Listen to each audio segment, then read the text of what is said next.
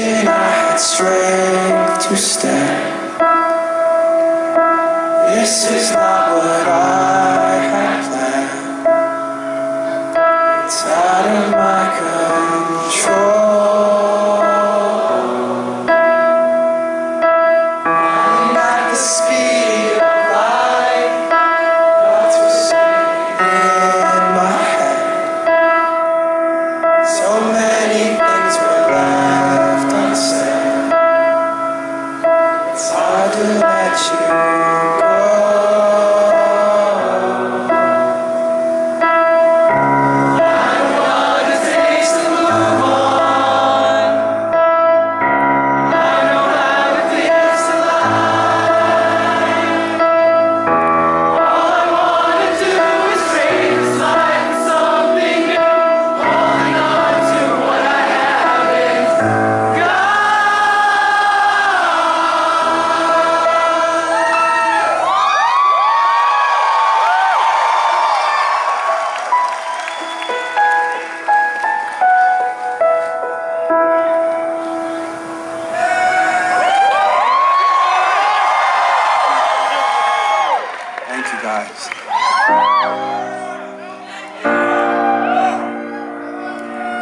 So, I promised we would come back to this.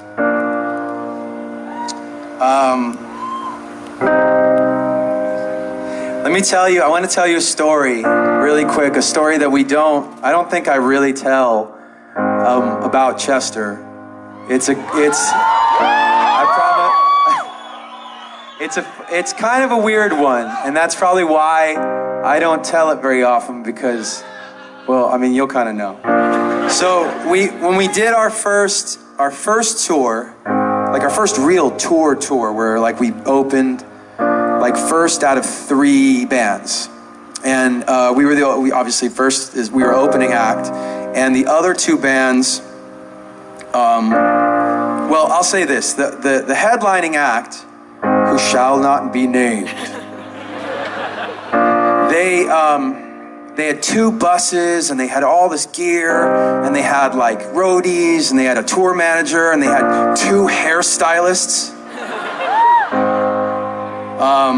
And if there were 2 dressing rooms, they'd take 2 dressing rooms. If there were 100 dressing rooms, they'd take 100 dressing rooms. God knows we did not have 100 dressing rooms. But they would leave, I mean, they just take up everything, and they'd leave nothing for the opening acts at all. And they would scream at their crew in the middle of their sets, and they fired this one guy and left him in the parking lot after a show. Just mean stuff. And then during that time, our first single, as we started to make our way over to the West Coast, our first single, One Step Closer, started to get on the radio. And we were pumped, man. We were running around. We were so excited. I remember we drove into Chester's dad's house in Arizona, and the DJ, just as we drove up, the DJ got on and he said, "This is a brand new band, and apparently the singer is a local guy from Tempe, Arizona. This is Linkin Park with One Step Closer." And they played the song, and we were freaking out. I mean, we ran in the house. He's like, "Pops, it's on the radio, turn on the radio." In Chester's not so quiet voice.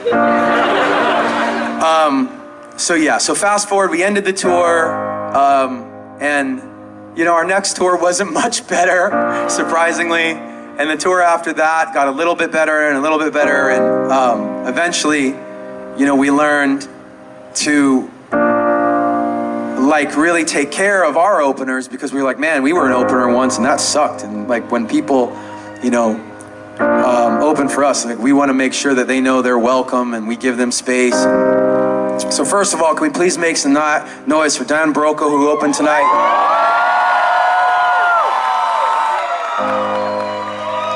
I was saying Don Brocco for a long time. Don Broco. Those guys are great, really nice guys, by the way. But anyway, so fast forward to a story here in New York really quick. These guys, we were playing a show, I think it was like Roseland Ballroom. I think we were like headlining that one. Like we had gone from opening it one year to the very next year we were headlining it. And this guy, I think it was Chester, came to the door of the bus, and I was in there, and he's like, hey man, do you mind if I do you remember this guy? And I was like, no, who is that? He's like, it's one of the guys from that band that we opened for, from like the very first tour, and he's here. And I was like, oh shit, are we gonna like, what do we say to this guy? And he's like, I don't know, he seems like he's like being pretty cool, so let's just have him come in and we'll just, you know, like we'll be cool. And I'm like, yeah, sure. So he comes in and the guy's like, hey man, like, you know, I just want to say congratulations, like on all your success, that's so cool. And we're like, oh, thank you, that's really nice of you to like come in and so on. And and at that moment I was thinking like, this guy's actually like being really cool and this is really nice.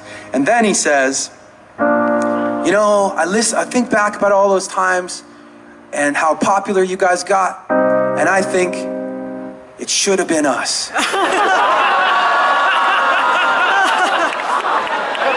I swear to God. He said it should have been us. And Chester and I looked at each other, we were like, yo, this is a moment where you can like beat this guy's ass. Like, wow, what a thing to say. And I looked at him and he just looked at the guy and he's like, yeah, man, like, good luck to you. I hope it works out. Like, you know, you're still playing music. It's all good. Like, just keep going for it. And he's like, yeah, I appreciate that. Thank you, man. It means a lot. And we said goodbye to him and let him go. And Chester came back in the door. And I mean, I think the bottom line is like, that's the kind of guy that Chester could be sometimes. Like, just like, wow, this most super offensive thing. He said such a weird, offensive thing. And Chester was just like, nah, man, that's cool. Make some noise for Chester fucking Bennett.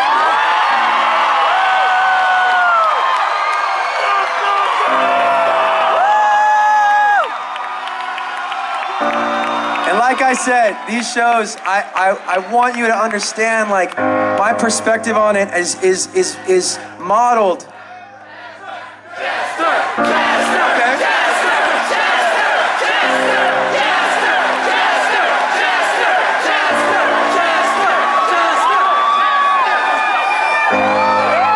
I'll say this. I've actually said this like all over the world in interviews. My perspective on Chester and what happened was, it has been shaped in a way from the way that New Yorkers celebrated Biggie after he passed.